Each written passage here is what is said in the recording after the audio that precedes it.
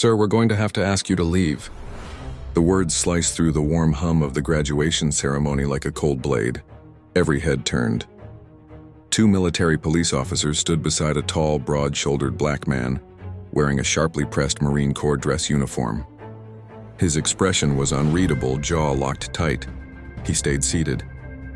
Just a few feet away, his son stood in his navy whites, eyes locked on his father, face pale. A ripple spread through the crowd. What was going on?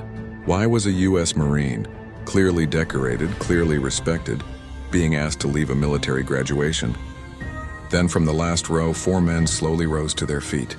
They didn't speak, they didn't move forward. They didn't have to. You could feel the shift in the air the moment they stood.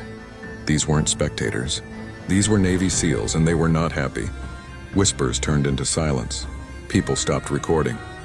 Even the guards hesitated, because whether they knew it or not, they'd just picked a fight with a man whose brothers in arms were trained to end wars. Sergeant Marcus Carter had served his country for over 20 years.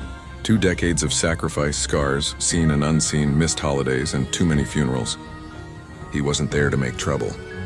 He had arrived early, found a seat near the back, and sat quietly, his chest full of pride for his son Jason, who was graduating into the Navy that day.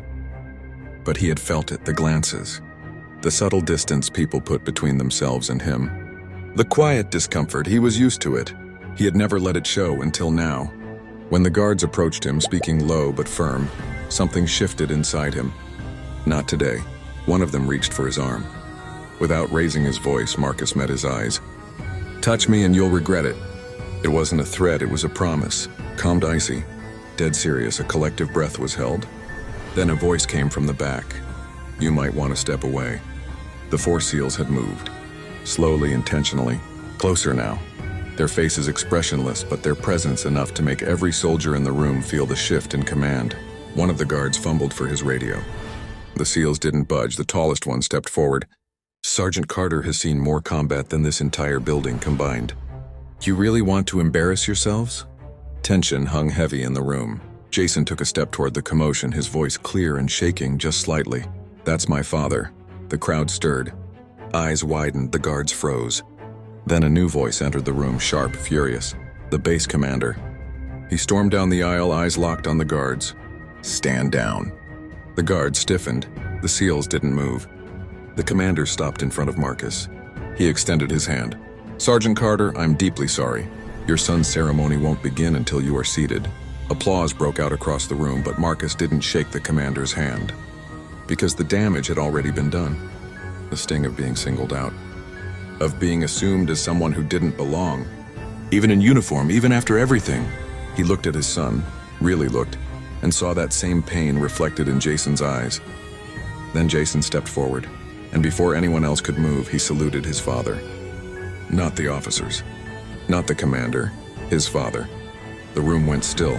Marcus blinked, his throat tight. The SEALs stood taller. The commander slowly lowered his hand. He understood now. This wasn't about rules, this was about dignity. When the ceremony finally began, Marcus was seated front and center. The guards were gone.